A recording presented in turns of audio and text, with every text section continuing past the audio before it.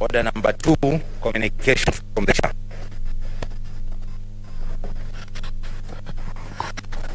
Honorable Senators,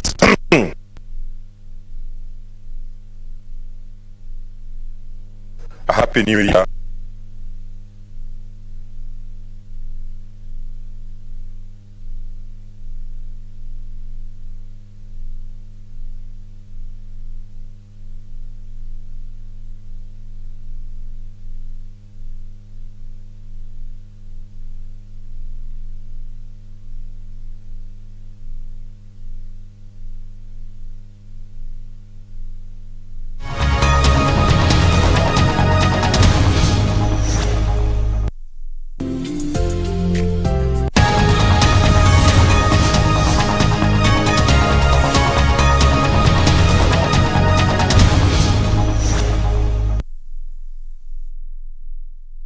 I appointed today, Tuesday, 11th January 2022, as a day for special sittings of the Senate. In the Gazette notice, I indicated that the business to be transacted at the special sitting today shall be consideration of 1, the Political Parties Amendment Bill, National Assembly Bill number 56 of 2021, 2, the Kenya Medical Supplies Authority Amendment Bill, Senate Bills number 53 of 2021, 3, the County Hall of Fame Bill, Senate Bills number 9 of 2021, 4, the Kenya Citizenship and Immigration Amendment Bill, Senate Bills number 33 of 2021. 5, the Kenya Sign Language Bill, Senate Bills number 5 of 2021. 6, the County Oversight and Accountability Bill, Senate Bills number 17 of 2021. 7, the Heritage and Museums Bill, Senate Bills number 22 of 2021. 8, the County Government's Amendment Bill, Senate Bills number 38 of 2021. And 9, the Intergovernmental Relations Amendment Bill, Senate Bills number 37 of 2021. Honorable Senators, in accordance with Standing Order number 35, I wish to remind you all that the business specified in the Gazette notice and as outlined in the order paper shall be the only business before the Senate during the special sittings, following which the Senate shall stand adjourned until Tuesday, 8th February 2022 at 2:30 p.m. I thank you. Next order.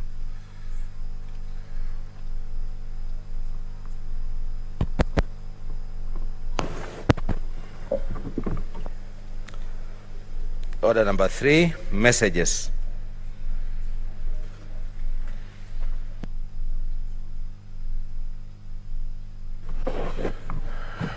Honorable Senators, this is the message from the National Assembly. Passage of the Political Parties Amendment Bill, National Assembly Bill number 56 of 2021. Honorable Senators, I wish to report to the Senate that pursuant to Standing Order number 413 and 4 of the Senate, I received the following message from the Speaker of the National Assembly regarding the passage by the National Assembly of the Political Parties Amendment Bill, National Assembly Bill number 56 of 2021. The message, which is dated Thursday, 6th January 2022, was received on Friday, 7th January 2022, while the Senate was on recess, and was transmitted to all senators on the same day pursuant to Standing Order number 41-5. Pursuant to the Standing Order, I now report the message, which I quote: pursuant to the provisions of Standing Orders number 41-1 and 142 of the National Assembly Standing Orders, I hereby convey the following message from the National Assembly. Whereas the Political Parties Amendment Bill, National Assembly Bill number 56 of 2021, was published via Gazette Notice Supplement number 219 of 26 November 2021 as a bill concerning county government seeking to amend the Political Parties Act number 11 of 2021, and whereas the Political Parties Amendment Bill, National Assembly Bill number 6 of 2021, was passed by the National Assembly on Wednesday, 5th January 2022 with amendments in the form attached hereto. Now, therefore, in accordance with the provisions of Article 110 of the Constitution and Standing Orders 41-1 and 142 of the National Assembly Standing Orders, I hereby refer the said bill to the Senate for consideration. Honorable Senators, Standing Order number 157 requires that a bill originating in the National Assembly be proceeded with by the Senate in the same manner as a bill introduced in the Senate by way of first reading in accordance with the Standing Orders number 139. Honorable Senators, as you have noted, the bill is listed for first reading in today's order paper, and consequently at the appropriate time, the clerk will proceed and read the Political Parties Amendment Bill, National Bill number 56 of 2021, a first time. I thank you.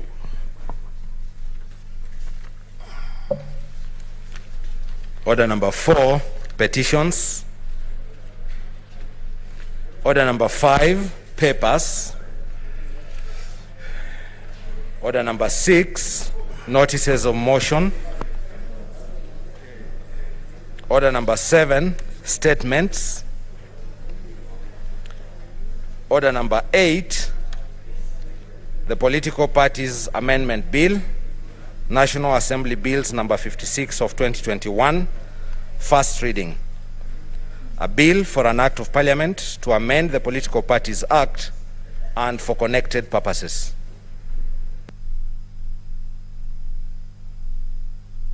What's your point of order, Senator Murkomen?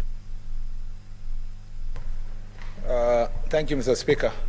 First of all, I'd like to join you in welcoming us here and say Happy New Year to all of us, to yourself, Speaker, and to my colleagues.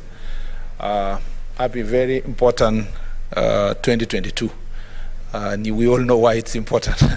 Number 2, Mr. Speaker, this political parties amendment bill, I just wanted to ask you assurance. I know it's first reading, there's no debate, we still wait for the second reading, and the bill is going to be committed to the relevant committee. I want to assure you, Mr. Speaker, that because of the importance of this bill, that Kenyans will be given an opportunity through public participation, not a guided, rushed public participation, but a robust, well-publicized public participation that gives an opportunity. All Kenyans are waiting for this House, Mr. Speaker, considering what happened in the National Assembly. The Republic is waiting, because what happened in the National Assembly did not give an opportunity for debate of the issues. Kenyans are still even wondering why are these people bickering over this bill. I hope, Mr. Speaker, the public participation process will be so thorough, give Kenyans an opportunity, and then when we come back here, we have a debate that is going to give confidence to the people of Kenya that this is truly the upper house. So I just wanted that general assurance, Mr. Speaker, and of course take advantage of this opportunity to wish everybody a Happy New Year. Senator James Orengo.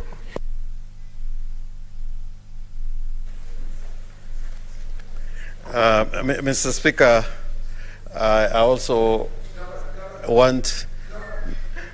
No. Order, Senator Murkomen. Order.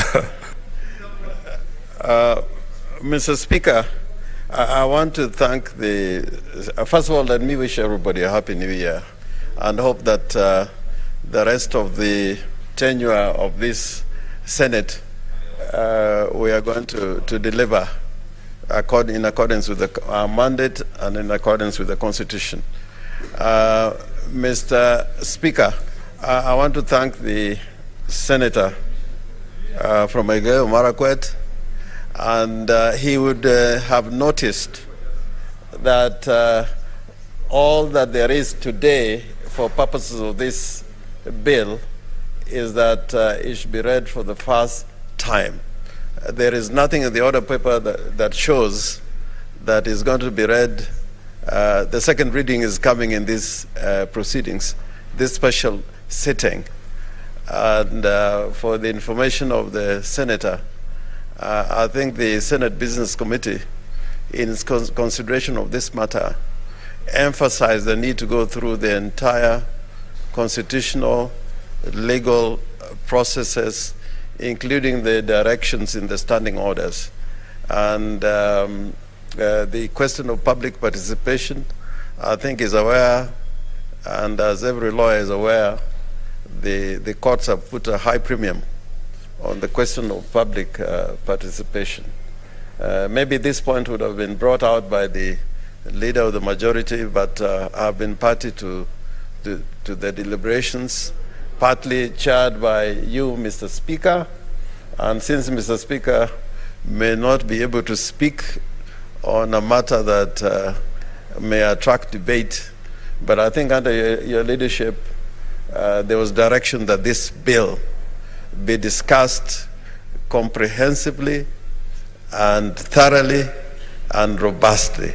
And that is the way the Senate should go. As to the decision at the end, that is left to the House sitting in plenary or otherwise. So there should be no doubt about that, Mr. Speaker. Thank you. Senator Wambua.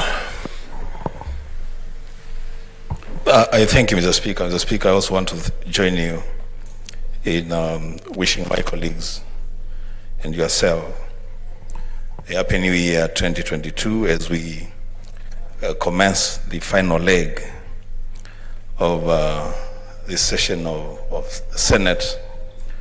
I hope that, Mr. Speaker, we will engage in a manner that instills confidence among the Kenyan population. Mr. Speaker, on that bill, yes, it is true that it's just been read the first time. Mr. Speaker, at times talk is cheap. Many times we refer to ourselves as the upper house. Mr. Speaker, an opportunity has presented itself to us through this bill that we must demonstrate to this country that indeed we are the upper house. Mr. Speaker, when that time comes and this bill then follows the due process, public participation, sufficient time for people to ventilate on this bill, Mr. Speaker, how I wish and pray that each and every senator who will get an opportunity to contribute to this bill would demonstrate to this country and this world that indeed the Senate is the upper house. Mr. Speaker, I thank you. Senator Chararge.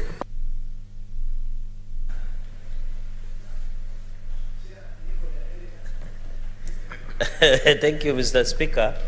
I also want to equally to wish our colleagues Happy New Year and all the best, because this is the year.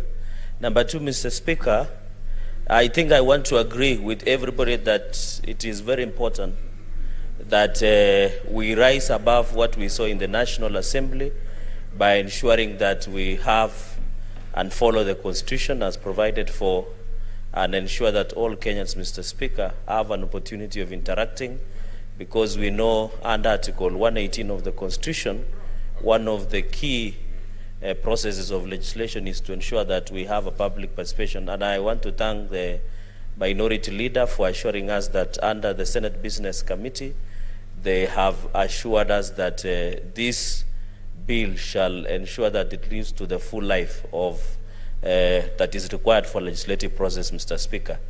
Secondly, Mr. Speaker, and finally, I hope, Mr. Speaker, by the time either we come for the special sitting to debate, or even when the session of the House begins, the committee of JLAC shall ensure that we get the committee report early enough, so that when we are having a robust debate on the floor of the House, Mr. Speaker, the position, because the committee is part of the Senate and would really want to look at the report. And I hope, Mr. Speaker, the committee of JLAC made us proud when they did a report on the BBI document before it came to the House. So I hope when that report comes up, Mr. Speaker, it's sure that it is ready in time, so that our colleagues, Mr. Speaker, shall interact and ensure we participate properly, Mr. Speaker. And Mr. Speaker, I hope this House will not be a conveyor belt. I hope we should, through tooth and comb, to ensure that we go through the entire amendment bill and ensure that we give Kenyans opportunity. Mr. Speaker, I hope also colleagues who will have amendments, like some of us, Mr. Speaker, will have an opportunity of also having time to be able, at the committee of the whole, to give their input. Otherwise, Mr. Speaker, I hope to see this through. Let us give Kenyans what is legal, what is the constitutional provides for, Mr. Speaker, so that Kenyans can stay as the Senate, because now everybody is watching to the Senate, and I hope we'll rise beyond our political interests and give Kenyans the best. I thank you, Mr. Speaker. Senator Kajwang Moses. Mr. Speaker, I also join my colleagues to wish you and the entire House a Happy New Year. Indeed, I hope it's going to be a Happy New Year, and I hope that many of our colleagues will be back in this House before the year closes. Mr. Speaker, on the point of order raised by Senator Murkomen, he probably is not just seeking your assurance to the House, he's seeking the assurance of this House to the nation. that we are going to rise to the occasion, we are going to live to the expectation, and that will surely be the upper house. Mr. Speaker, history is there, and history shows that whenever there was a crisis in this nation, this House has always risen to the occasion. In the last Parliament, around the same time, we were debating the election amendment laws, Mr. Speaker, and you do recall that there was a lot of acrimony that accompanied the consideration of that bill in the other House and outside there. Mr. Speaker, at that time, it was senators, and I do recall it was Senator Orengo and Senator who is now governor for Meru, Governor Kiraitu Murungi, who led a bipartisan team, who led a team that included Senator Murkomen, included Senator Mutula Kilonzo. So this House has risen to the occasion in the past, and there is no reason why it should not rise to the occasion this time. Mr. Speaker, another example is a BBI debate. Mr. Speaker, we are proud that this House has got a Justice and Legal Affairs Committee chaired by the Senator for Nyamira. Mr. Speaker, the Justice and Legal Affairs Committee told this House, especially people like Senator Kajwang here, they told us things that we didn't want to hear. They told us that some things were unconstitutional. And we told them that, fine, this is not a court of law, this is a political contest. They were vindicated by the courts of law. So I want to encourage the Justice and Legal Affairs Committee, speak the truth. Tell this House the truth, but let us make the considerations, let us make the decisions, because ultimately this is a House that makes political decisions. Mr. Speaker, as I finalize, I take note that because of the Christmas break, you gave directions that committees should be suspended to give some time for the clerks and secretariat and senators to reconnect with the electorate. But Mr. Speaker, I want to beg your indulgence that as we speak, the people that I represent, the people who live on the islands of Lake Victoria, are suffering because the national government has banned the operations of the private ferry service provider that plies Mfangano Island, Takawiri, and Luanda Kotieno in Senator James Orengo's county. Mr. Speaker, this is causing untold suffering. I have not known how to deal with this matter since the Roads Committee is currently on holiday. And Mr. Speaker, I just want to beg your indulgence that you allow the Roads Committee a window of a week or two to call the CS for Transport and Infrastructure, CS Masharia. Because, Mr. Speaker, to the people of the islands, a ferry is infrastructure. And in every other part of this country, it is a government that has provided infrastructure. But to the people of the islands, it is private players who are providing infrastructure. There is no other example of marginalization than the fact that the people of the islands of Lake Victoria have to pay from their pockets, and they have to pay a lot of money to get infrastructure that is freely provided to other parts of the country. Mr. Speaker, as I finalize, that particular matter, where the Kenya Maritime Authority has banned the operations of that ferry, has also compromised the development of school infrastructure.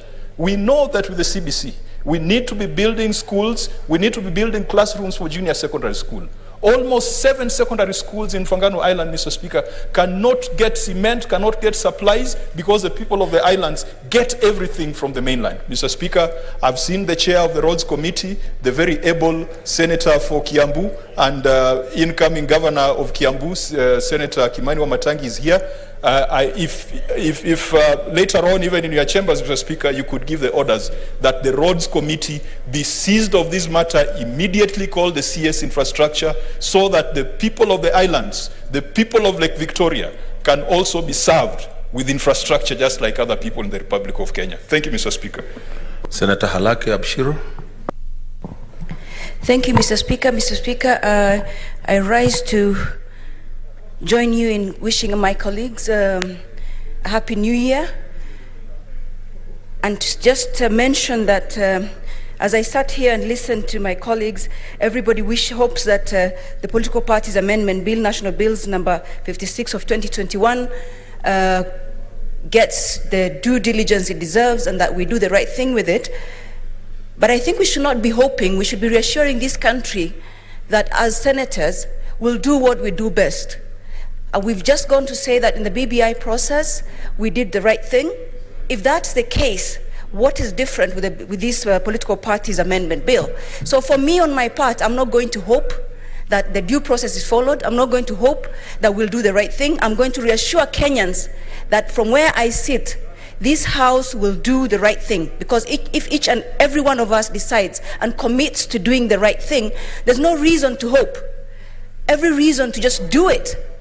And from where I sit, I would like to reassure the people of Isiolo, the people of this country, that we will, and my KANU party, that I will do the right thing, and that the political parties' amendment bill will get the accountability it needs. It will get the due diligence it requires through the public participation that is constitutionally mandated, and that this House will do the right thing. Mr. Speaker, looking at the order paper today, we have several bills.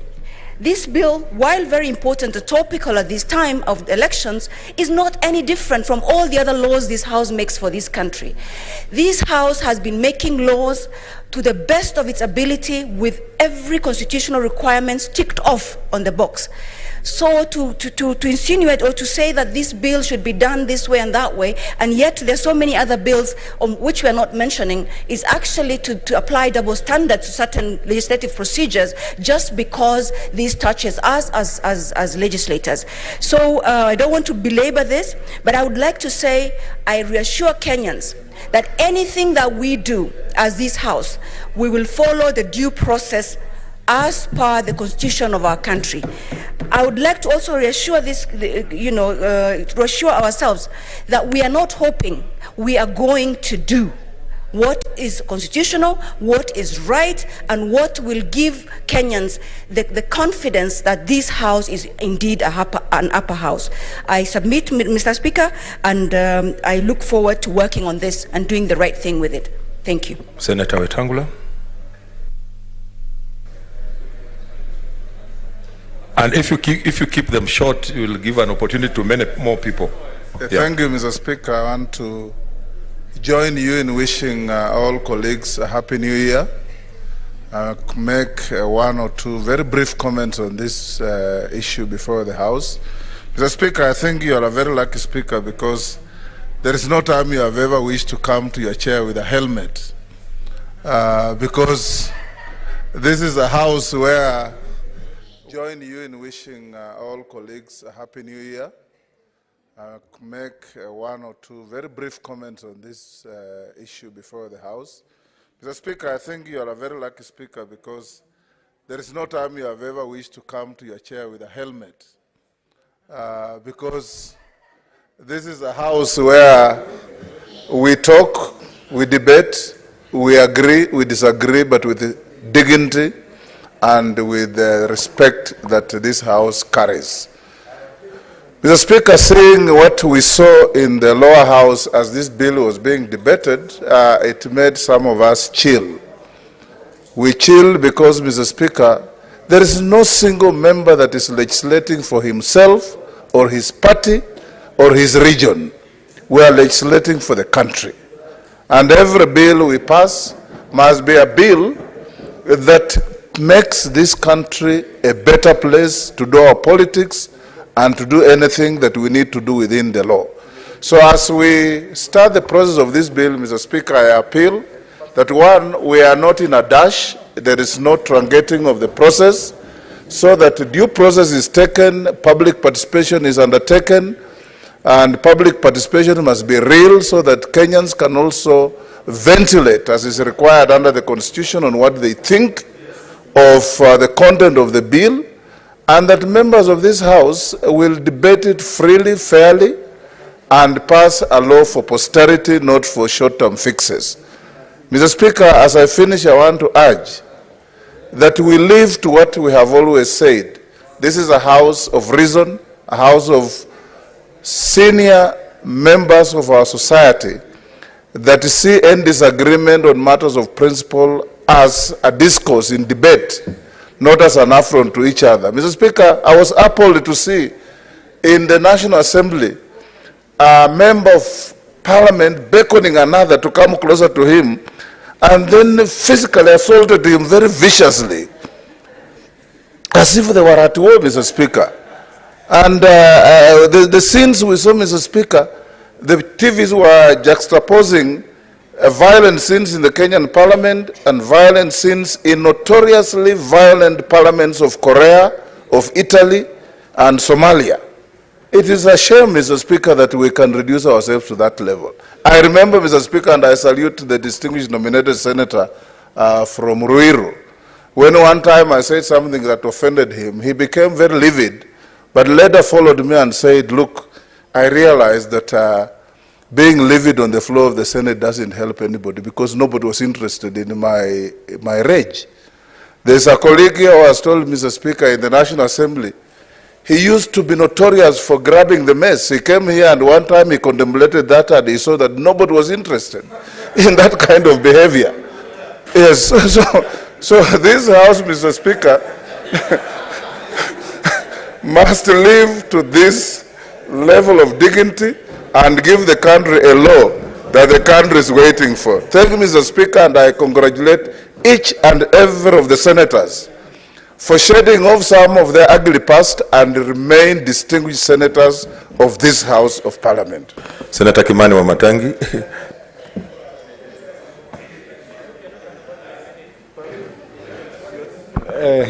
Mr. Speaker, Happy New Year, and Happy New Year to all my colleagues. And I take the opportunity, Mr. Speaker, to wish all my colleagues a very prosperous and happy 2022.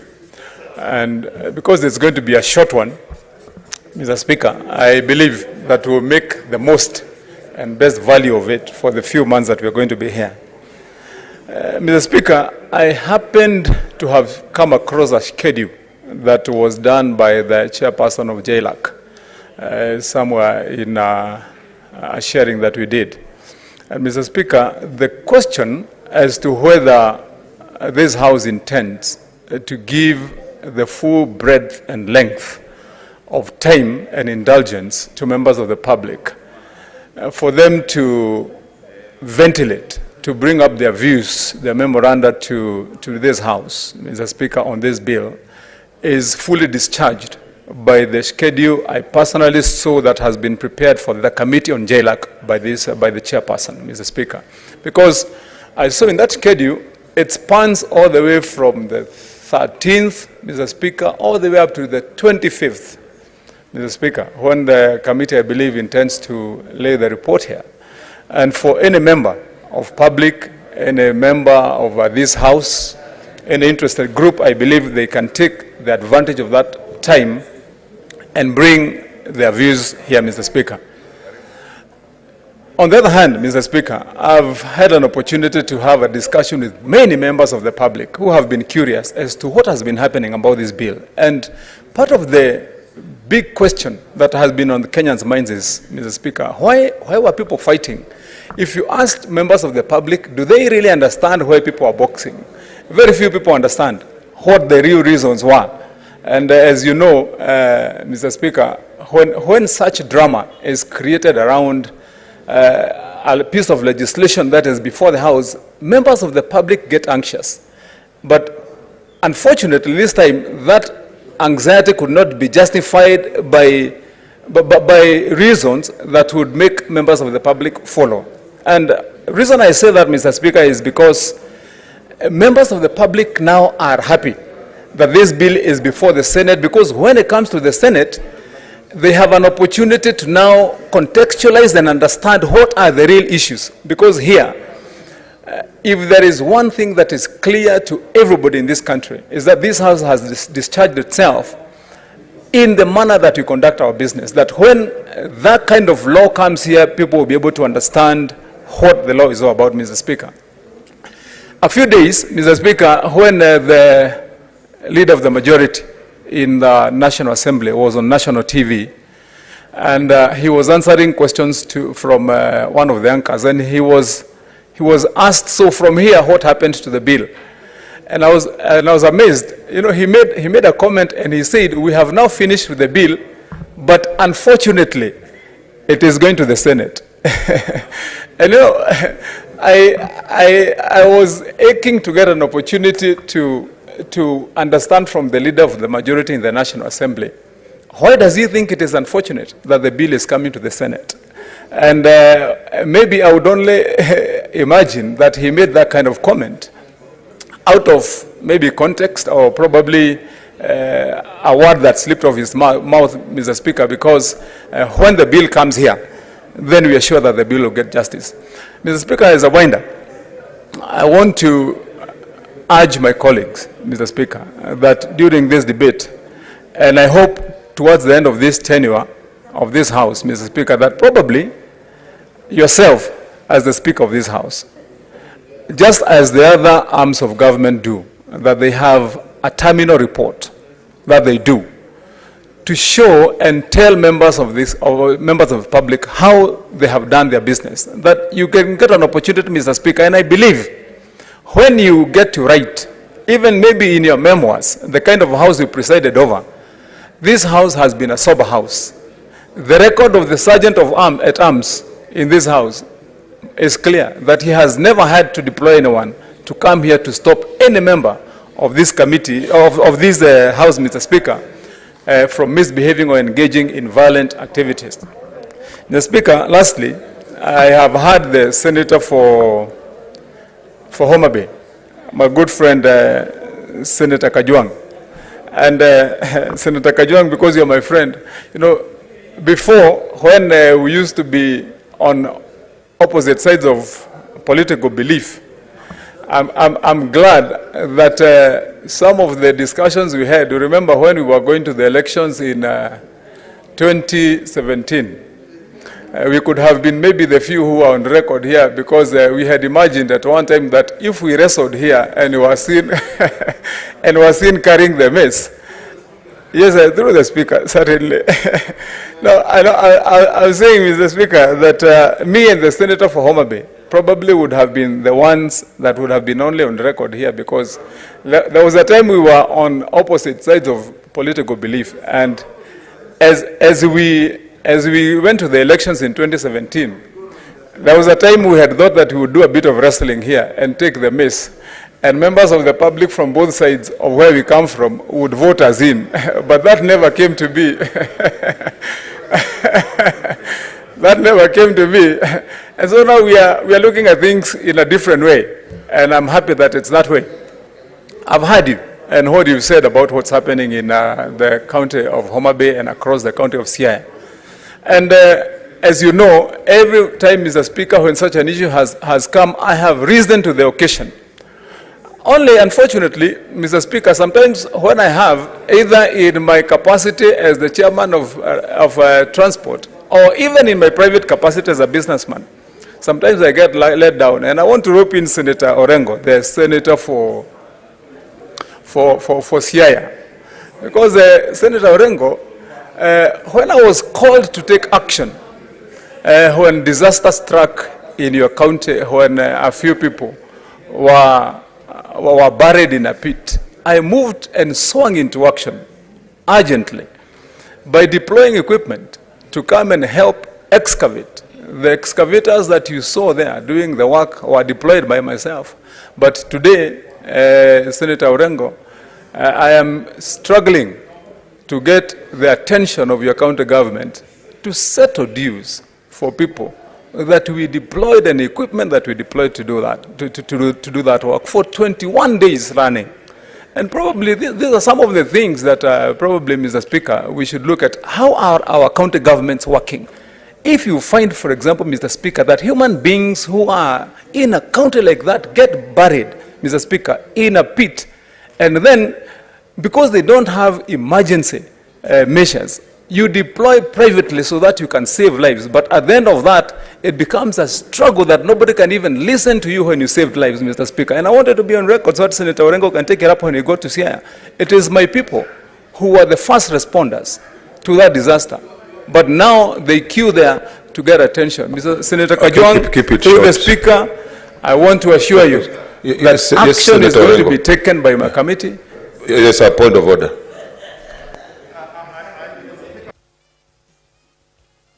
But we must not let this debate drag into other issues. Because, you know, like Senator Wamatangi is bringing a point which may attract debate. Because if he's doing business with Siaya County and is not paid, and he's seeking help from me, he should come to my office and I know you and money I know the central issue may not be life, it may be money, and that we can settle in the office. But Mr. Speaker, I was just thinking, let not this debate derail into other things. It's a special sitting. And probably, since we are working on the basis that there are doubts whether or not we are going to comply with the Constitution and the standing orders, maybe this, Mr. Speaker, you should make it clear at this stage that the bill stands committed to the legal committee.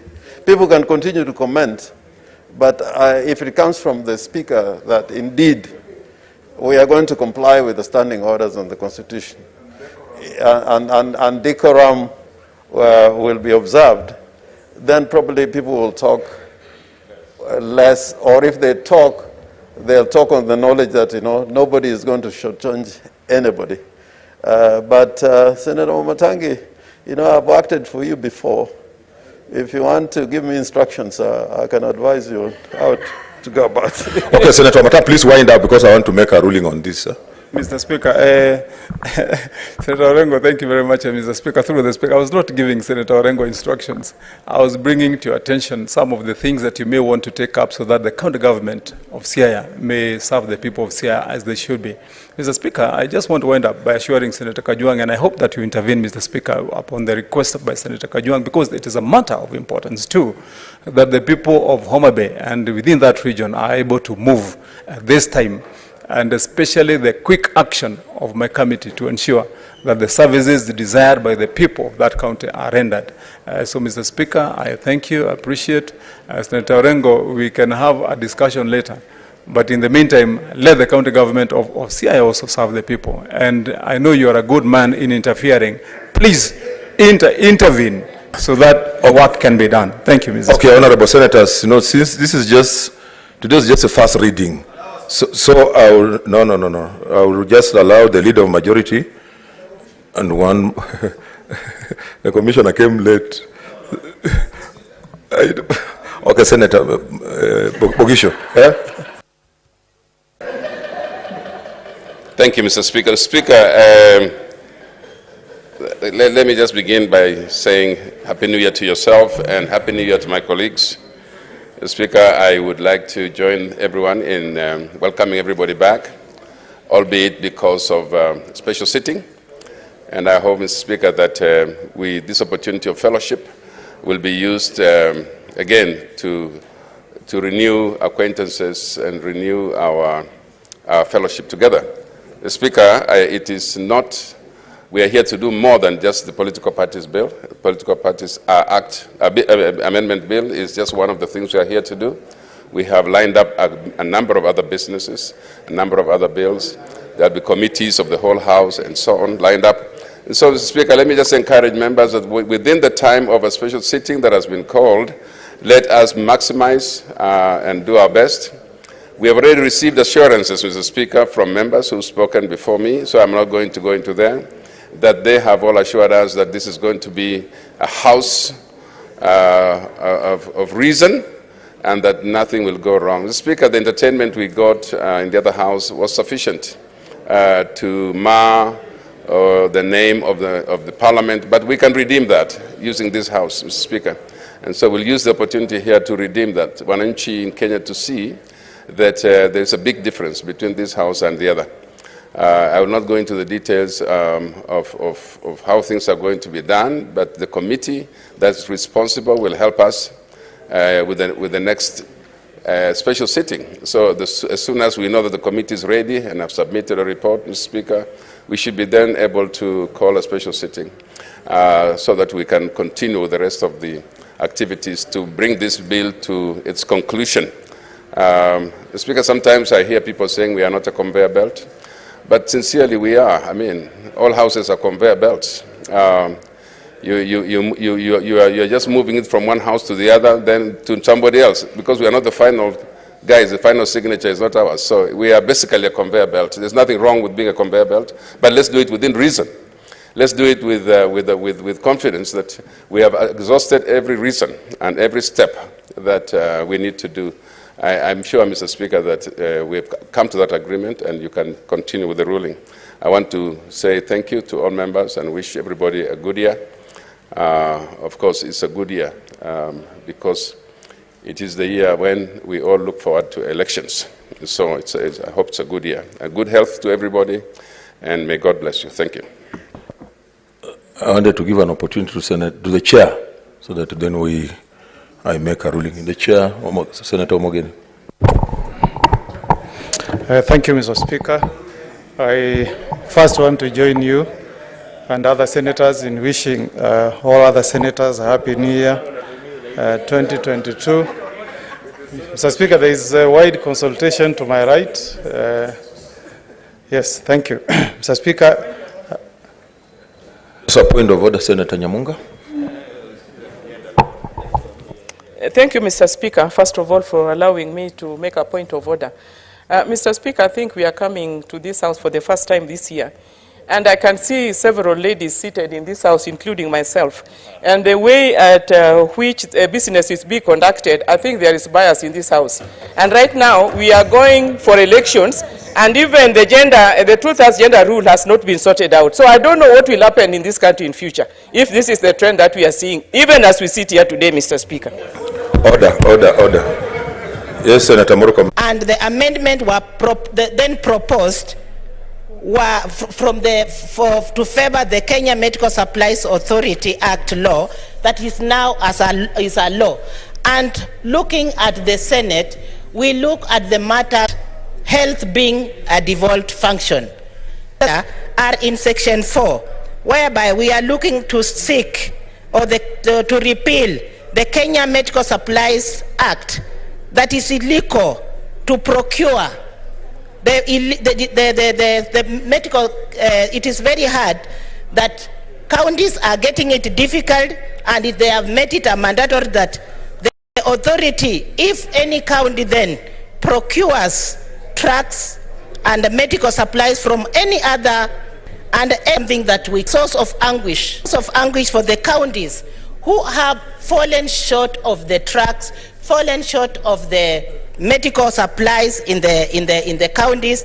And even with COVID right now, we have seen it, Mr. Speaker, a problem when it comes to the increased demand of the patients, especially when we had when we were at the peak of the COVID-19, where the country rushed through the KEMSA to procure more trucks and to procure trucks so that they can meet the demand.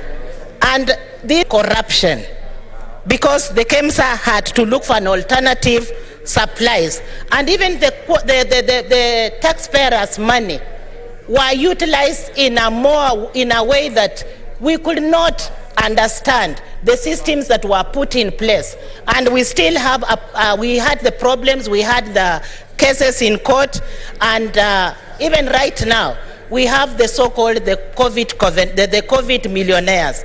Mr. Speaker, my amendments are very easy. At their own time, at their own demand. It is my urge that, Mr. Speaker, that the proposed amendment be revised and revise the situation so that they can put the KEMSA, the counties, in a state whereby most of the patients who come in the facilities or who emanate from the facilities, the counties are able to have the data. They have the data already. They know the disease and the conditions that come with the patients that come from various counties. So they will be in a better position to properly looking at the KEMSA to give them directions. I know in Kenya right now, KEMSAs have regional KEMSAs or supplies centers.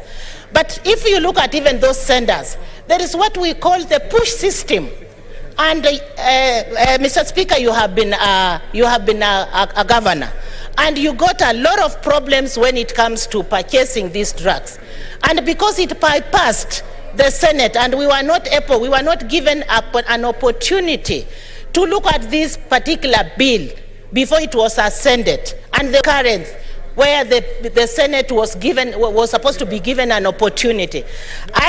It's my prayer that through this bill, even the members who are going to contribute to this bill, let us allow this bill so that the counties that are going to procure these bills, they be allowed without any constraint, without the period, the product, without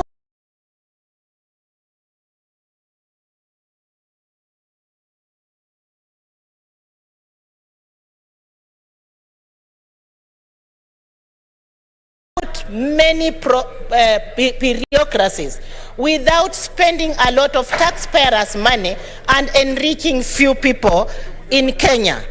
Mr. Speaker, most of the counties, when they come to the committees, they are asked, and even the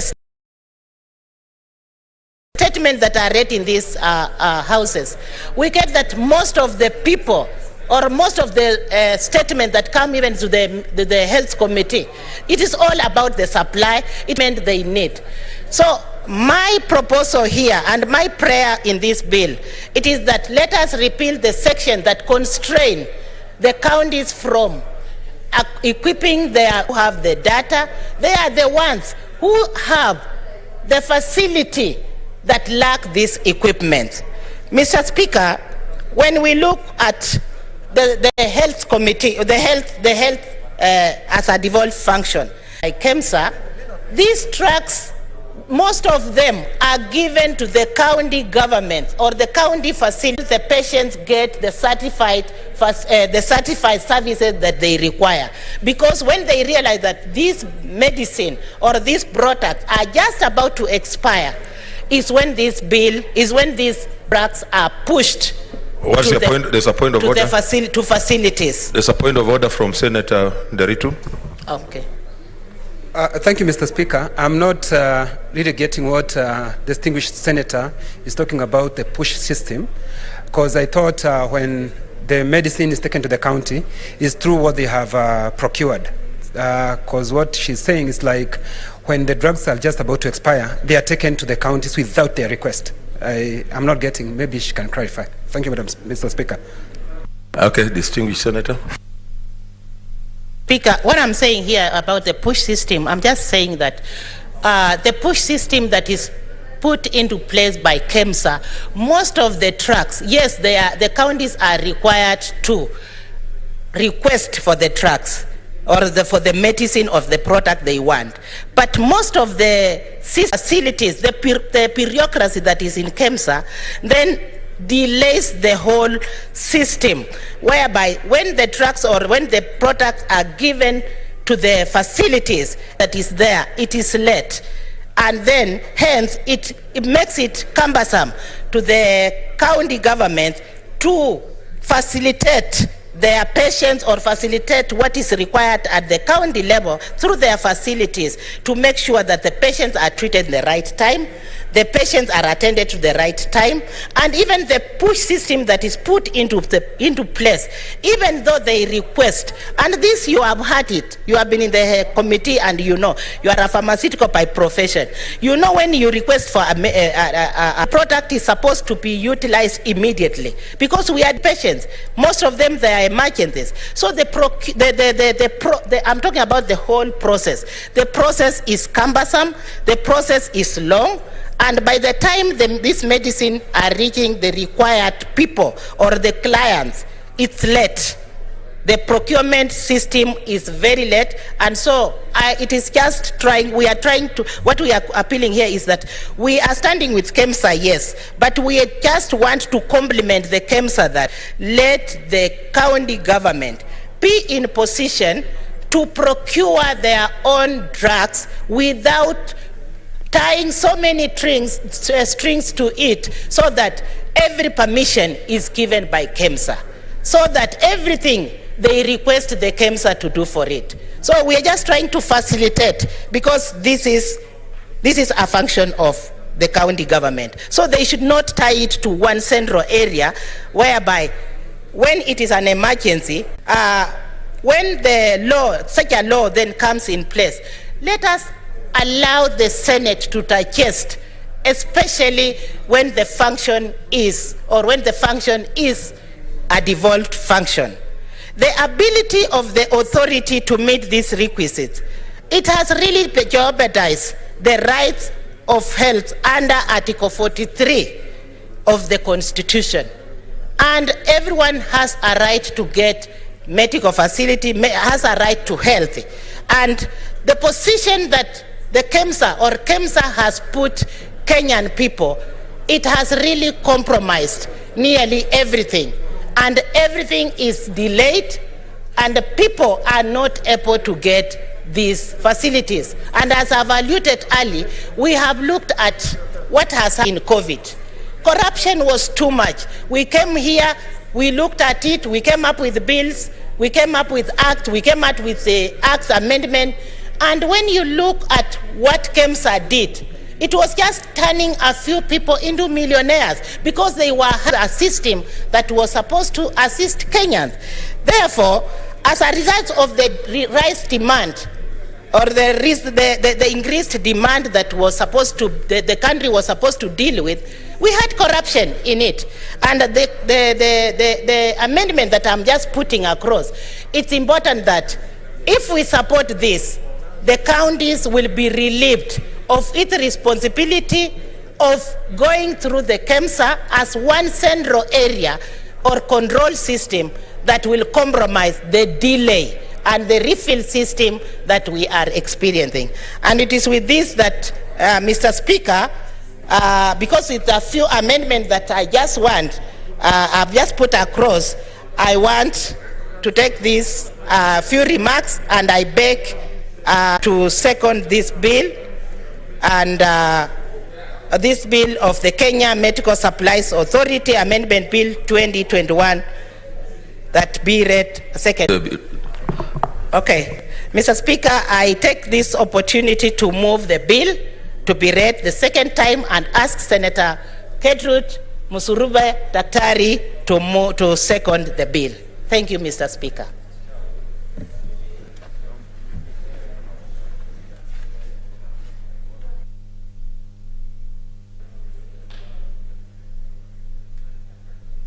Thank you, Honorable Speaker, for this opportunity. And Honorable Speaker,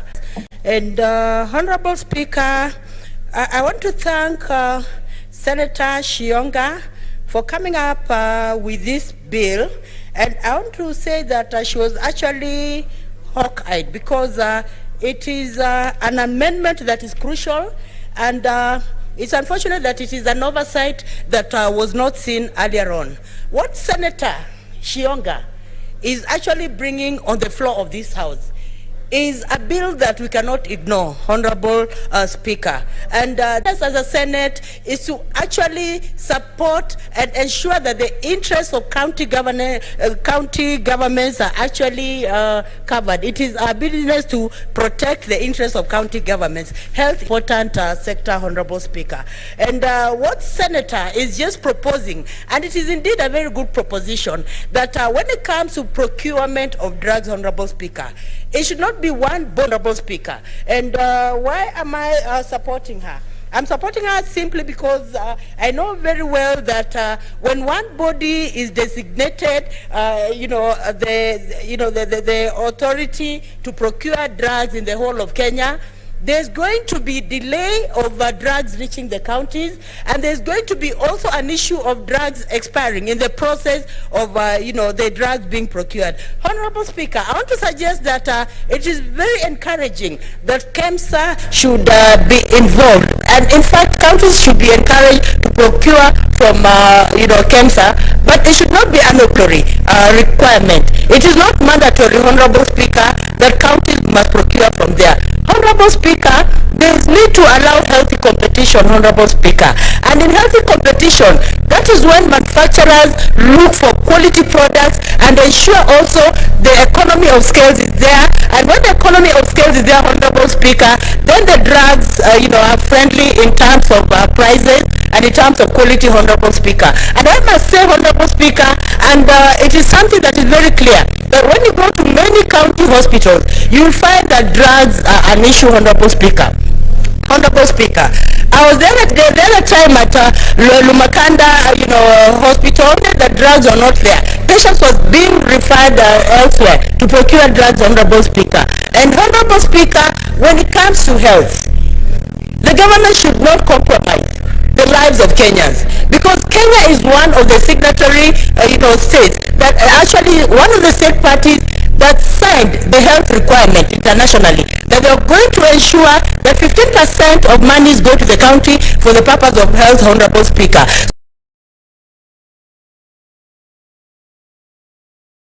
So if 15% of the national money is going to counties, Honorable Speaker, then the counties should be given the authority to ensure that they're looking for quality drugs, they're looking for better competitive agencies in supplying drugs, Honorable Speaker. And I want to say, Honorable Speaker, if there's only one organization in the name of Mpesa supplying drugs, there's a danger of people being corruptible, Honorable Speaker, because the system will not be structured in such a way to ensure that those who are procuring are not safeguarded. Honorable Speaker, there's going to be a practice of doing this procurement of drugs, Honorable Speaker. And Honorable Speaker, transparency also and accountability will be compromised, and this should not actually be the case. There's need for a Senate to ensure that there's transparency, accountability in procurement of drugs, Honorable Speaker. When it comes to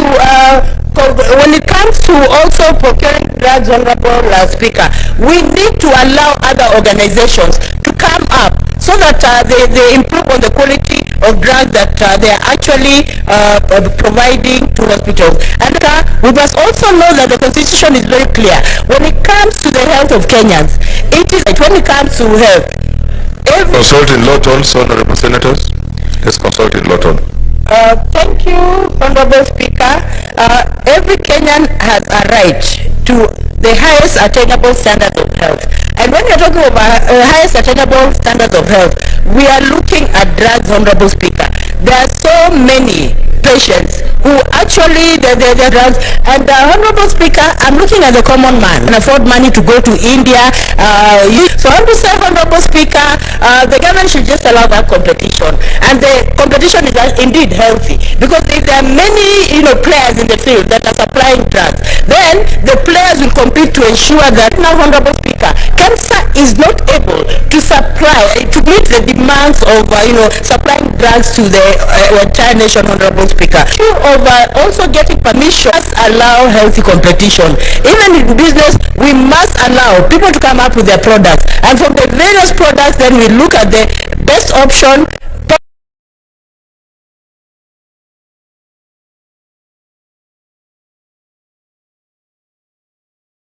Friendly and so on, Honorable Speaker. And even Honorable Speaker, it is unfortunate that when you go to many counties, you will find that hospitals are state, Honorable Speaker. You will find even many treatment. It needs actually to be taken care of. It needs to be factored, Honorable Speaker. In many hospitals in Nairobi, I've seen that if there is an emergency case, there's an emergency room where even patients are actually attended to, Honorable Speaker, and the drugs are there for emergency cases. But when you go to most rural parts of Kenya, Honorable Speaker, this is not the case, Honorable Speaker. You'll find even from the word go, when you enter the gate, there's already a question mark. You just see that there is no life that is going to be saved here, Honorable Speaker. We must get out of that issue, Honorable Speaker, that get out of that issue of not taking care of our patients, Honorable Speaker. As Kenyans, we need Kenyans who are healthy. For a healthy nation, we need our Kenyans healthy. For a healthy nation, we need also everyone to be healthy, Honorable Speaker. And I want to see even those residents of Lugari being healthy, Honorable Speaker, so that they can even participate, Honorable Speaker, in the development of this country. Honorable Speaker, thank you for this opportunity to call the bill of Senator Shionga, and the bill also sees the light at the end of the tunnel. Thank you, Honorable Speaker. I beg to second. I propose a question,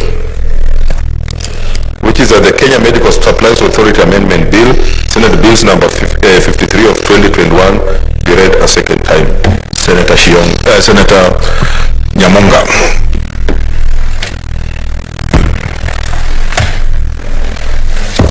Thank you, Mr. Speaker. I rise to support this motion, this bill, the amendment bill by Senator Shionga. The reason why I support this, because I think it is very timely and it's very important that this amendment is made, and I believe that it's going to pass through this House.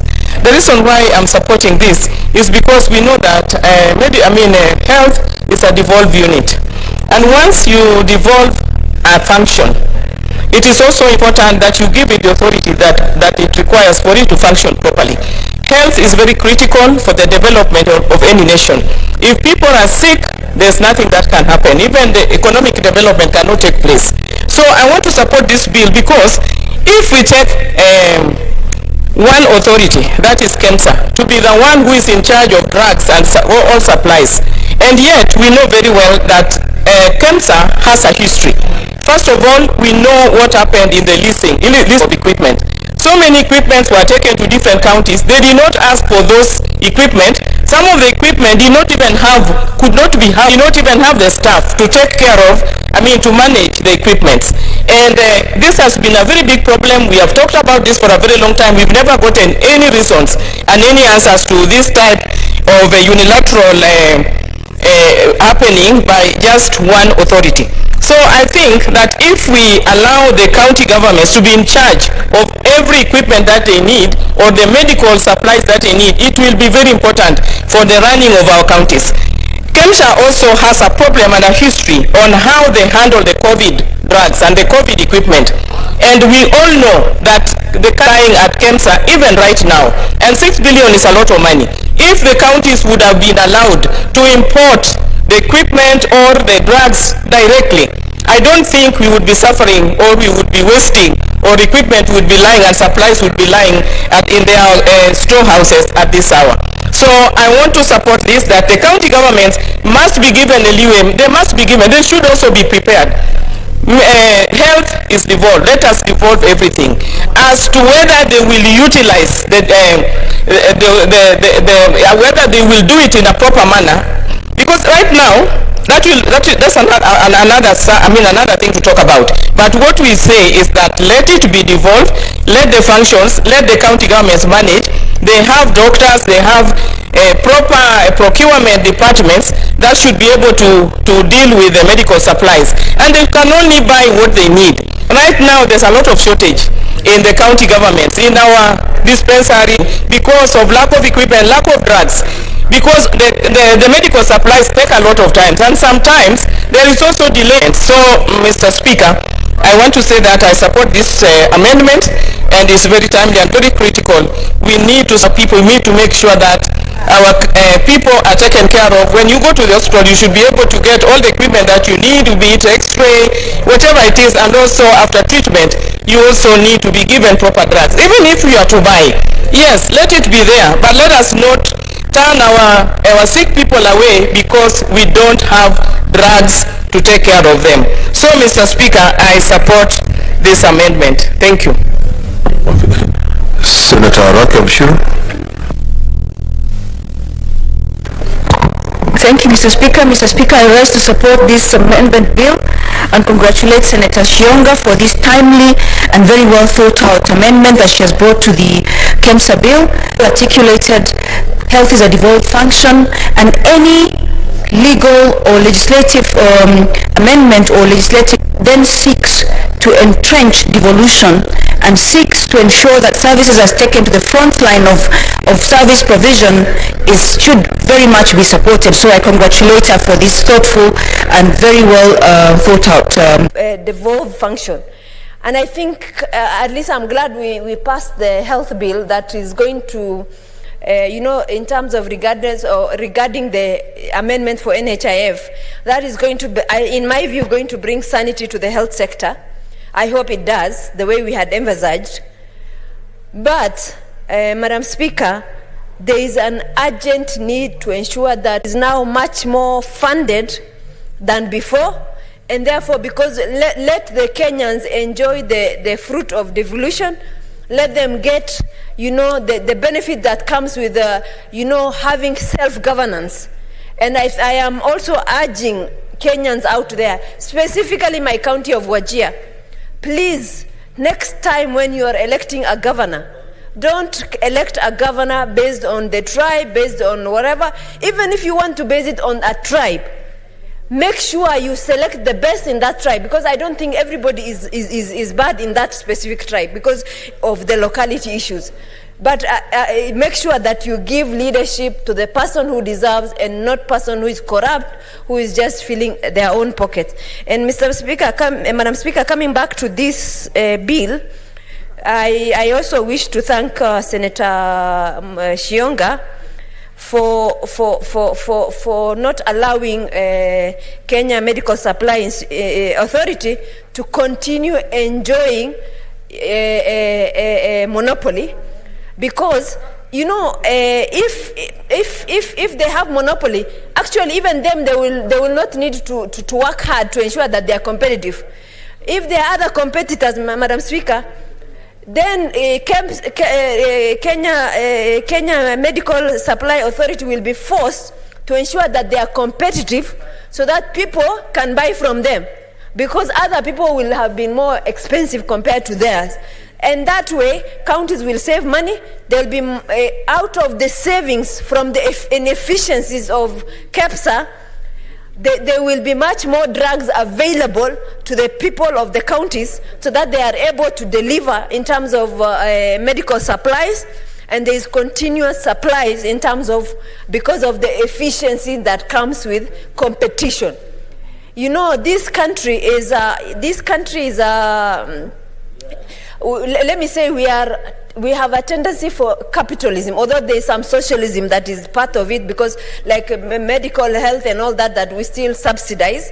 But in terms of in general, so if KEPSA is not, Kenya Medical Supplies Authority is not allowed to be competitive, then we are killing businesses as well, because there are other people who are also in that business who should also be competitive enough to ensure that they are more efficient than KEPSA, so that they have much more, counties can get much more drugs in their stores as a result of the efficiencies that is enjoyed, Madam Speaker.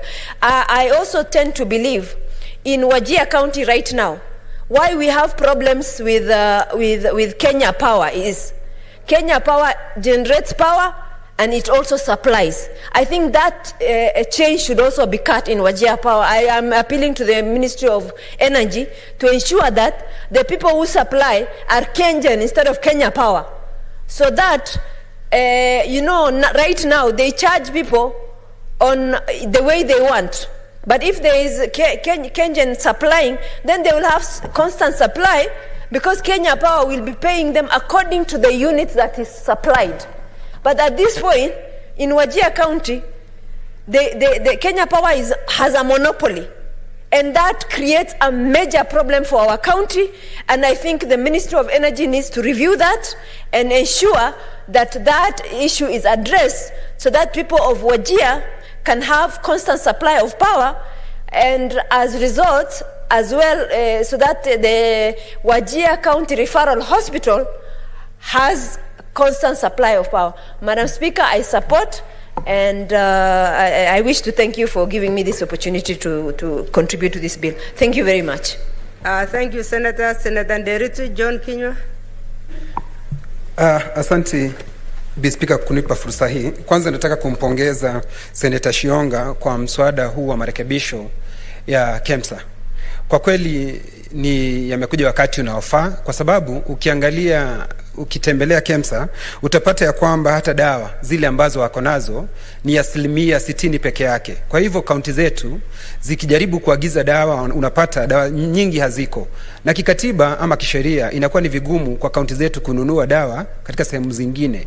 Kwa hivyo unapata ukitembelea hospitali zetu, mfano ukienda hospitali ya Nanyuki hamna dawa, ukienda hospitali ya Nyahururu hamna dawa. Unapata watu wanaishi maisha ya uchochole kwa sababu ya ukosefu wa zile dawa, na tunasema ya kwamba dawa zingepatikana katika bei nafuu ikiwa ziko katika hospitali zetu za kiserikali.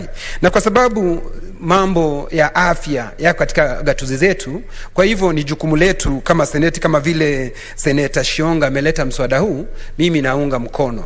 Ukiangalia tena bei za dawa pale katika hospitali zetu, inakuwa wanaponunua hapa katika KEMSA ni bei maradufu, kwa sababu hakuna ule ushindani. Ikiwa kuna ushindani kama vile inavyopendekezwa katika mswada huu, itakuwa Wakenya wataweza kupata mahali ambako watakaponunua dawa katika hospitali zetu kwa bei ambao ni nafuu, kwa sababu kaunti zetu zimepata bei hizi zikiwa nafuu. Kwa hivyo, Speaker, mimi naunga mkono. Jambo lingine ambalo ningependa kusema ni ya kwamba ikiwa afya imeletwa katika gatuzi zetu, inapaswa hata KEMSA yenyewe iweze kuleka katika gatuzi zetu, kwa sababu watu kununua dawa, mtu ananunua dawa akiwa Rumuruti anakuja kununua hapa Nairobi, inachukua muda, inakuwa mambo ambayo yanafanyika inachukua muda mrefu sana. Kwa hivyo haya marekebisho yamekuja wakati unaofaa, na ni marekebisho ambayo yanakuja kusaidia kaunti zetu, na kaunti zetu zitanufaika ikiwa mswada huu utapitishwa, na mimi nitaunga mkono tuweze kupitisha. Ukitembelea hata KEMSA yenyewe unapata ya kwamba dawa zilizoko, kwa sababu zimekaa sana, kwa sababu ni mipangilio mingi ambayo inafuatiliwa ndio dawa ziweze kwenda katika kaunti zetu, unapata ya kwamba inachukua muda mrefu. Dawa zilizoko unapata zingine ziko karibu kuharibika. Kwa hivyo wakati zinapofika katika kaunti, unapata zimebakisha miezi 2 au miezi 3 ziweze kuharibika. Kwa hivyo hata wananchi wanasema wakipewa zile dawa, mtu hana imani na zile dawa, kwa sababu dawa ambazo zimebakisha miezi 2 ziweze kuharibika, inakuwa hata wewe unazimeza ama unazitumia ukiwa na taharuki. Kwa hivyo mswada huu naona utaleta maridhio mema katika kaunti zetu, na mimi nataka kuunga mkono na niseme umekuja wakati mwema, na namshukuru na nampongeza Senator Shionga. Asante. Thank you, Senator. Senator Cherargei Samson Kiprotich.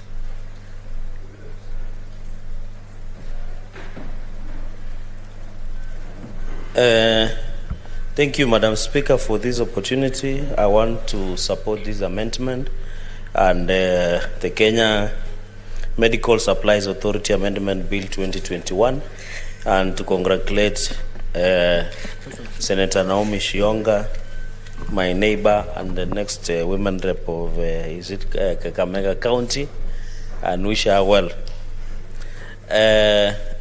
Madam Speaker, maybe from the onset, I want to thank her because, Madam Speaker, you remember out of 24 legislations that we went before the High Court, one of the key issues that we contested was the passage of this bill without the concurrence of the Senate. And these were among the 24 legislation. This was part of the 24 legislations that were declared illegal and unconstitutional by the High Court. So what you are simply, Madam Speaker, doing is complying with the Constitution of Kenya and the ruling of the High Court. And Mr. Speaker, it has shown that, and this should go to the National Assembly, that, Madam Speaker, they need to be very careful, because the concurrence of bills from both houses is very critical and it's constitutional. The non-concurrence, it will meet its Waterloo in the courts of law. Therefore, Madam Speaker, we are just abiding, and I want to thank Senator Naomi Shionga for bringing this amendment up, because we are just complying with the ruling of the High Court and also the Constitution. Madam Speaker, when you look at the section that needs to be dropped or amended or deleted, is that it is that shall. I wish even either lack of wisdom or they should have used the word may, so that we give counties option. Madam Speaker, and you know, we don't want to create a monster called KEMSA. We have seen the monopoly. KEMSA is a monopoly, just like Kenya Power and other institutions that are monopoly. But if you open up, Madam Speaker, and ensure that any person who will want to sell drugs, pharmaceuticals, non-pharmaceuticals to our county governments are going through a rigorous vetting. And of course, Kenya Bureau of Statistics must ensure that they comply with the standards. And then we give opportunity counties to buy these drugs, because everywhere you go, governors complain, everybody complain, we don't have drugs. KEMSA has failed to submit drugs. When you go to KEMSA, KEMSA says some of the drugs, the shelf life is very short. They cannot, Madam Speaker, when you go to Kapsabet County Referral Hospital, there are no drugs. You go to Mosoriat Sub-County Hospital, there are no drugs. Kaptumo Sub-County Hospital, Maraba Sub-County Hospital, Chepterwai, Kabiet Sub-County Hospitals. Madam Speaker, all these most uneven dispensaries do not have regular and steady supply of drugs. And the only argument of county governments have been this section of the Kenya Medical Supplies Act, Madam Speaker. And therefore, by deleting this, we are giving opportunity to counties to procure drugs at their convenience. But of course, I know the wisdom of the National Assembly then was trying to ensure that we close up and ensure that we ensure that the accountability is taken. But they forgot one thing, that health has been devolved. And non-involvement of the Senate, Madam Speaker, brought all this unconstitutionality, because as you are aware, health is fully devolved. So the ignorance of either KEMSA or the Ministry of Health or the National Assembly had caused them. Madam Speaker, we are aware what is happening in KEMSA, and you have seen even a number of donors who work with KEMSA have demanded serious reforms within KEMSA. And you have seen even the CEO and many other government officials have been prosecuted because of the infamous KEMSA billionaires. Unfortunately, the real culprits of what the COVID billionaires that stole in KEMSA have never been brought to book. But we have seen even international partners who work closely with KEMSA have demanded serious and overhaul of operations of KEMSA. And I think what Senator Naomi Shiyonga has started is part of the reforms that we need to see in KEMSA, Madam Speaker. We don't want the KEMSA to operate in secrecy, like a society that is shrouded in secrecy. And you know, Madam Speaker, when it is every institution that shrouds itself in secrecy, is also secrecy thrives, corruption thrives very well in secrecy, Madam Speaker. We would have expected that KEMSA in its form should be one of the suppliers where county governments can buy from KEMSA or any other entities that have been approved within the procedures that have been provided for, so that they become competitive, Madam Speaker. You know, if you open up, they will be competitive, Madam Speaker. They will ensure that they become competitive. They give their services adequately, Madam Speaker. They ensure they deliver drugs so that the environment will continue, Madam Speaker. Madam Speaker, there is also, and of course the regulatory bodies will ensure if these reforms are done, and you know, we also need sort of donations, Madam Speaker, like even MEDS, there's other organizations that MEDS that are run by, I think, by the Catholic Church. There are other organizations that have already been recognized under the law that other entities can buy drugs, pharmaceuticals and non-pharmaceuticals from those areas, Madam Speaker. So, Madam Speaker, in an upshot, I really want to say that this amendment is a straightforward amendment. We hope that we can conclude today, and when we vote in the afternoon, this should be able to be part of the bills that will go to division, Madam Speaker. Madam Speaker, the issue of procurement, we want to challenge counties that the issue of drugs is very important. We want every dispensary you go, be it Tamboya dispensary, somewhere in Sanyak or somewhere there, when you walk into a dispensary, you are able to get drugs, Madam Speaker. For example, in India, as I conclude, there is no drugs even in the Kapsabet County Referral Hospital. And one interesting thing, there is no drugs. So what they normally tell you, they give you a pay bill number, you send money to that pay bill number, but that pay bill number is private. You are just withdrawing from an agent which is private. It's not part of, it's not even contravening the PMF Act on how payments should be made by agencies, Madam Speaker. So you are already paying the pay bill number, and then somebody else they tell you, can you withdraw during this pay bill number? An agent who is private around Kapsabet town. Yet you have given out your money, there is no drugs, you can't be given services. So, Madam Speaker, I think we really need to ensure that the issue of drugs, Madam Speaker, is consistent. And I hope if this amendment goes through, and if the National Assembly agrees with us, Madam Speaker, we shall be able, counties will not be complaining around, Madam Speaker, by saying, oh, Parliament passed a law that restricts us. You hear every governor saying, oh, our hands are tied, we must wait for KEMSA. And of course, to some extent, they are right, because if KEMSA does not have that drugs, or those pharmaceuticals or non-pharmaceuticals, Madam Speaker, it means also they must wait. But now you have opened up meds that is run by the Catholic Church, among other organizations. You can now buy just the way you want to buy something from a shop.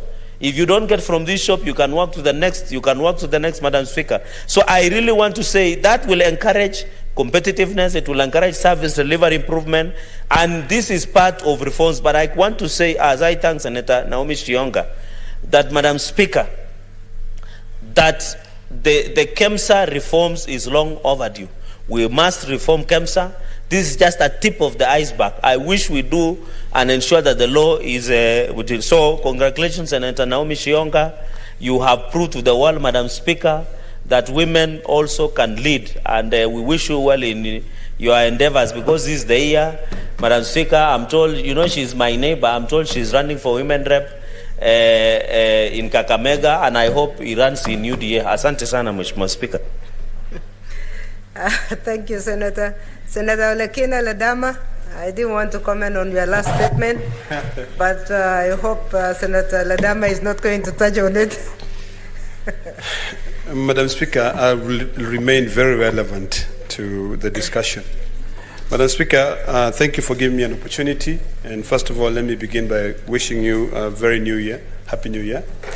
A year which will be very interesting for this country, because it will be a year that we'll all be seeking a new mandate to represent our people. And I hope we'll be judged by our people wisely by the fact that we've been doing work for them. Madam Speaker, this is a very timely bill, but I'm a little bit concerned, and I don't know how my sister will be able to resolve this issue. Yes, I fully support the repealing of that section that mandates county governments to be able to purchase drugs only from KEMSA. But I'm concerned about one thing. Madam Speaker, I am a member of the Health Committee. And during our deliberations, and particularly matters to do with KEMSA, we came into the revelation that KEMSA is owed by county government 3.9 billion Kenya shillings. The Ministry of Health owes KEMSA 2 billion shillings. So the question that someone will have to answer is, are we repealing this section so that we can bankrupt an already troubled entity, or are we repealing this section to be able to allow competition to thrive? Madam Speaker, I'm very careful, because when the National Assembly drafted this legislation and they restricted the procurement of all medicals through this authority called KEMSA, there were certain prerequisites. There were things which were put in place to ensure that we don't have fake medicine coming into this country. I'd be very careful to repeal this section when we have a huge debt that county governments have not paid. 3.9 billion shillings. I would want the mover of this amendment to tell me, how is KEMSA going to be paid this 3.9 billion shillings? Are counties not getting drugs because they are only supposed to be given to buy them from KEMSA? Or are they not getting drugs because they do not pay KEMSA the money? We have to be very honest, because of course the interest of every businessman out there is to be able to be given a window to purchase drugs to buy. But when I read, reports from KEMSA, from the restructuring board, that says our hands are tied. Our order fill rate now for drugs, Panadol, to reach Kwale is 649 days. The question that I ask is this: is it because Kwale has not paid KEMSA the money, or is it because KEMSA does not have those drugs?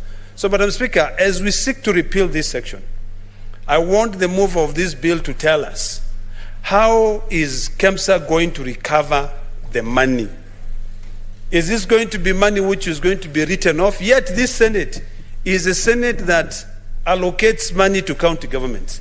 It is a Senate that ensures that at least 30% of each county government's budget goes into the medical budget. So, Madam Speaker, as I support this amendment, I have a problem with the pending bill.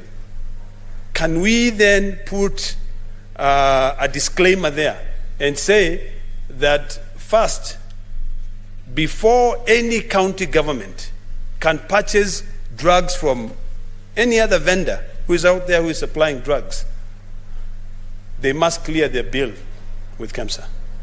Because this is a state agency.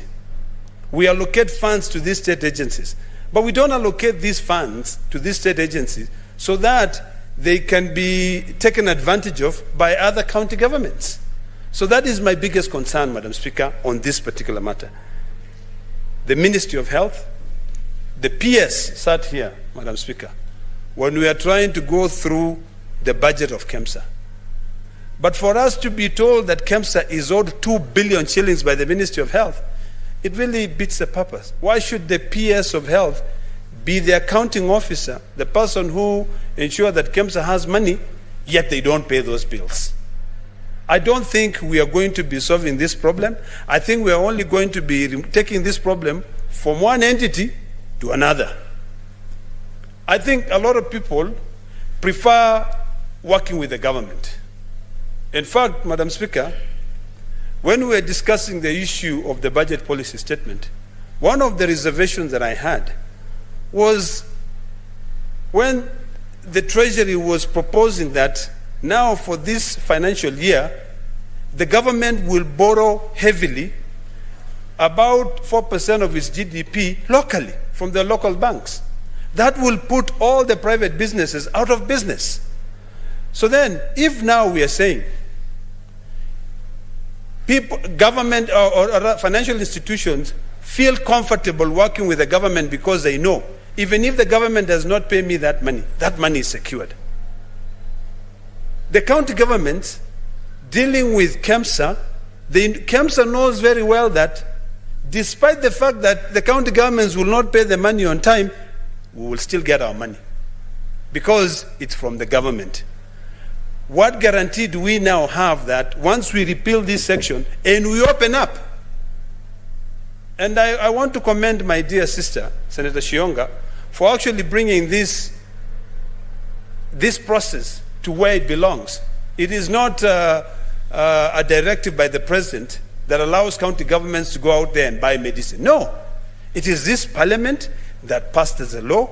If we have to make any changes, it is this parliament that makes the changes. But now, my problem is one, and I would like Senator Shihonga to be able to guarantee me that indeed the county governments will pay KEMSA, because we send money to county governments. We know very well that there are so many governors who are now doing their second term, and they owe KEMSA quite a lot of money. So the question to ask is this: when these governors are out of office, who will ensure that the new governor who comes in place will clear that bill? Or will they come up with the same argument that they bring all the time that says, that was not my spending? Forgetting that that is an institution, and when you take over an institution, you inherit their assets and liabilities. So, Madam Speaker, I would wish to amend this further, and I would like to consult with my colleague that only county governments that would have cleared their bills with KEMSA would be allowed to purchase from any other vendor. Because if we allow these counties, if we repeal this section without taking those issues that I've raised here into consideration, then of course, we'll just be killing every state agency. We've killed Kenya Airways, and we'll just continue pumping money, forgetting that this money is not the state money. These are taxpayers' money. These are people, it is our money. We pay a lot of taxes.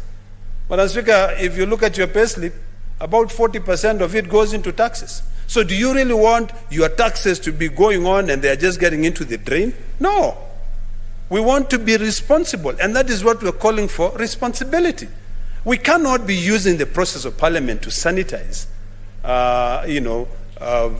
misappropriation of funds. We can't. So this county government must pay, because we have sent money using Kara. We began the process with division of revenue, and counties are getting, I mean, this financial year, last financial year, they got 370 billion. If Treasury has not released that money, why order for medicine, and those medicines are not even available at KEMSA? Why order them, not pay for them? KEMSA struggle.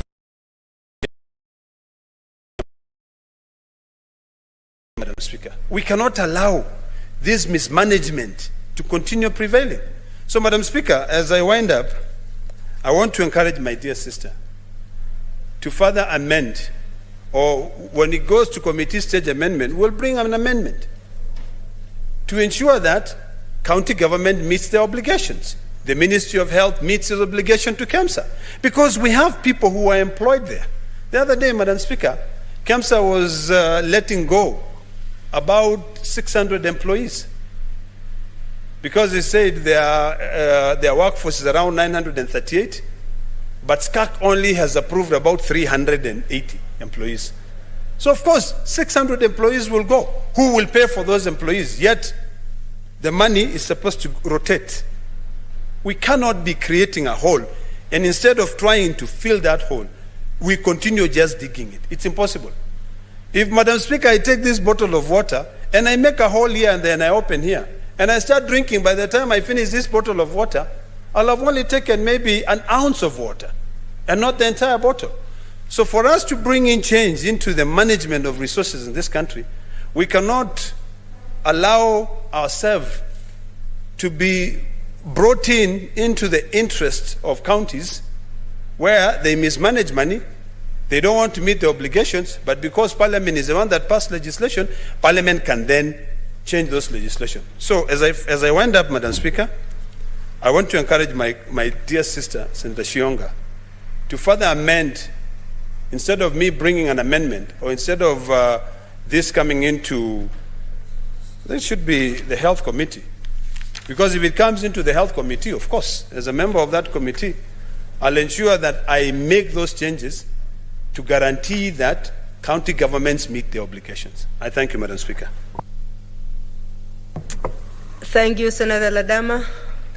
Honorable Senators, there being no other member who wishes to contribute, I wish to call upon the mover, Senator Naomi Shionga, to reply.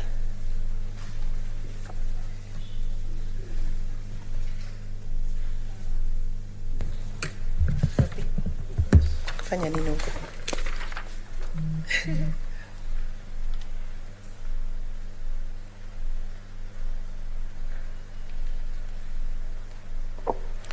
Thank you, Madam Speaker, for giving me this opportunity to reply on the bill, on my bill on the Kenya Medical Supplies Authority Amendment Bill, Senate Bill number 53 of the 2021. Madam Speaker, I want to start by congratulating my colleagues who have contributed to this bill. I'm delighted that this new year they got an opportunity to contribute to this bill that I've brought in this House, which is timely. And I want to start by congratulating Senator Gertrude Musurube for seconding this bill and putting in, getting the input that have been he laid on this floor of the House, and I applaud her because it is not only a bill that is going to enable one sector of the government, especially the county government. It's going to be a bill that is going to assist Kenyans then see the reality that is being encountered and the difficulty that they are encountering in the health sector. She mentioned about her constituency where she comes from and the county that I come from, who have no trucks at the moment and they are depending on KEMSA. And she mentioned particularly Lumakanda and other wards in the constituent of the sub-county. And the reality is on the ground. People are meeting it and people are feeling it, that they do not have what actually they really need, especially when it comes to the facilities that come in the counties across. She just served as an example. She mentioned just an example. And I know it goes across the country that most of the facilities are seeing the same problem, and the problem is cross-cutting across most of the facility because of the monopoly of KEMSA.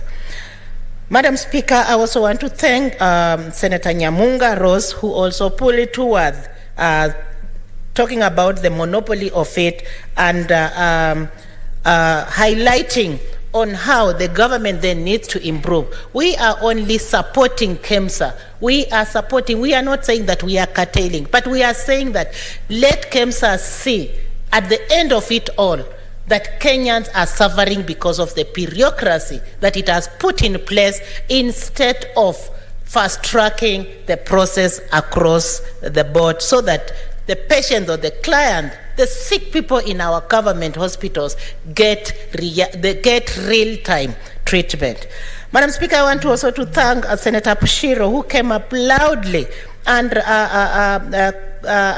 put in all the input that she contributed toward this. And KEMSA bill, indeed, it is a monopoly as it stands now. When we had the COVID-19, Madam Speaker, I can tell you, we saw KEMSA struggling. And when he highlighted on how we should then move around, we are not saying that we are trying to change the whole thing. We are just trying to say that we are deleting some of the clauses that are bringing challenges to the health sector to make sure that Kenya realize the health sector being the best provision, especially when it comes to a devolved function where resources follow the functions. We had Senator Kavindu also who supported this bill, and I want to congratulate my sister. Thank you very much for standing with this bill. And I know even in Machakos, people in Machakos have heard you loud and clear, and we know we are going to get the reality on the ground that changes in the health sector are going to be realized.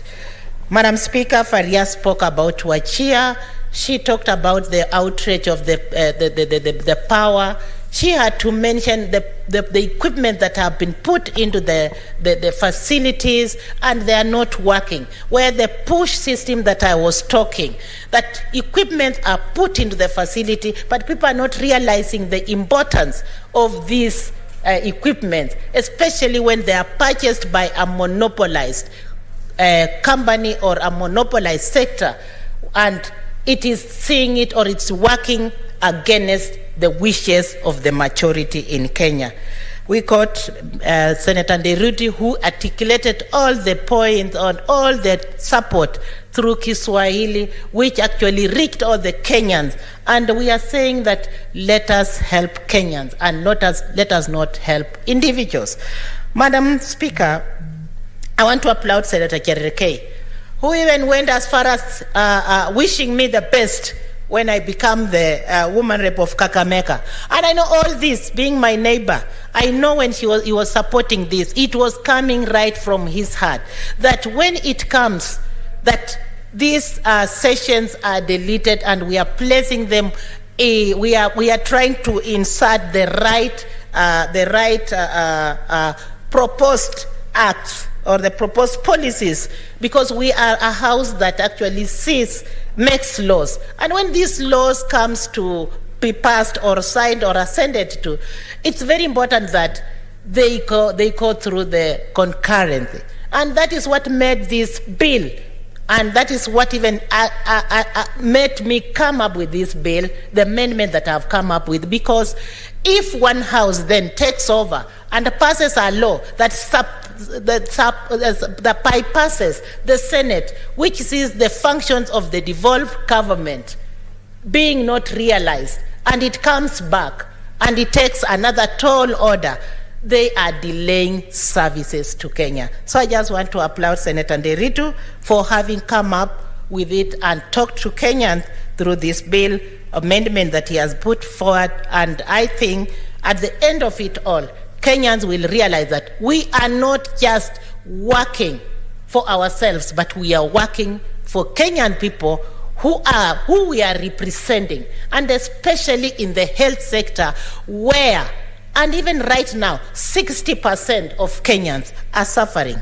Madam Speaker, I want to applaud again Senator Ledama, who has come up with, and he's a member of Health Committee, and he has come up with an amendment, which I really took note of it. And when you look at the further amendment that he was proposing, I want to agree with him totally that we do not need to inherit, the bill do not need to inherit bending bills that have been incurred by the county government.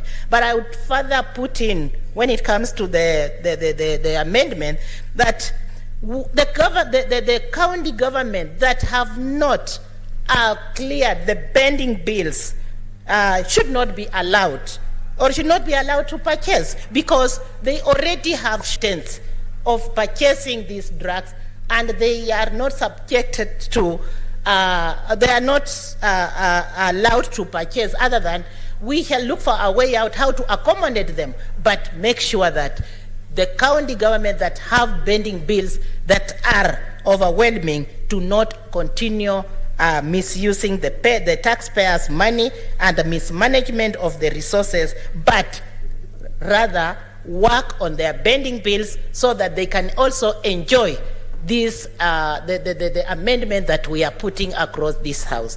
Otherwise, Madam Speaker, with that, with those few remarks, I want to say that all the members who have contributed to these bills, I know many could have really wished to contribute, but because of the time, I want to congratulate them, and I want to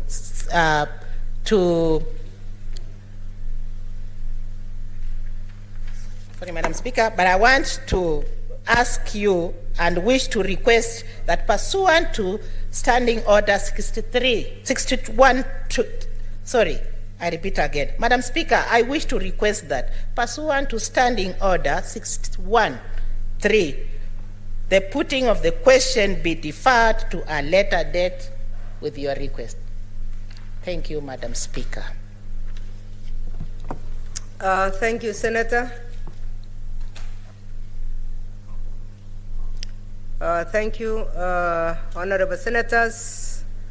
For the convenience of the House, we'll defer the putting of the question to the next time when it appears on the order paper.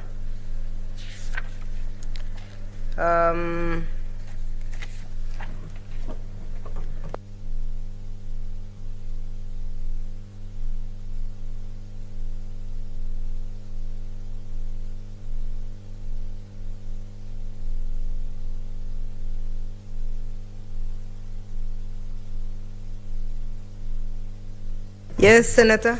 Point. Thank you, Madam Speaker.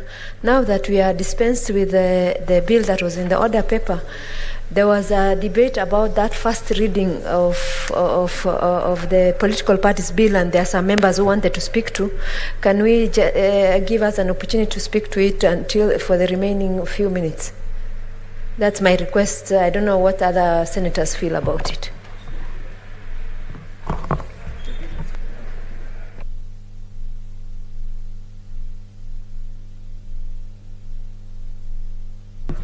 Honorable Senator, there is no loss as far as the political parties bill is concerned, because it's coming back after the committee. It has already been committed to the committee, and when it comes back, everybody will have a chance not only to debate but to amend if they wish to amend. So I think it's in order that we defer it. Honorable Senators, it is now 12:19 p.m. and there being no, for the convenience of the House, we will adjourn the House. Therefore, the Senate stands adjourned until today, Tuesday, 11.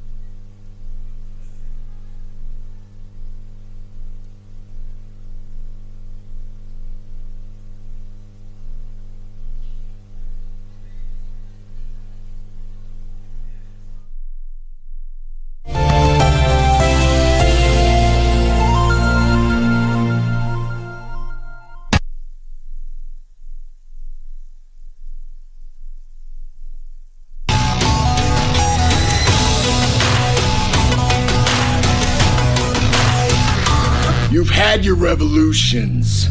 You've had your cartel wars, but you've never had global deals in violence. Luna de la Renta. Contra. Up and over? Wow!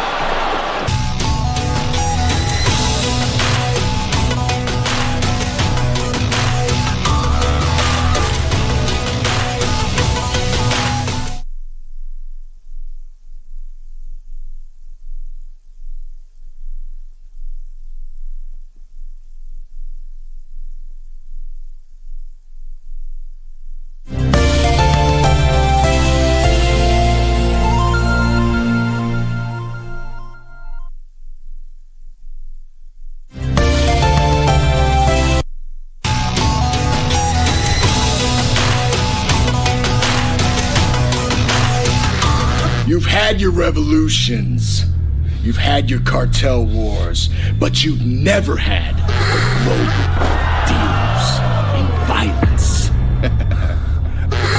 Luna de la Renta. Contra. Up and over? Wow!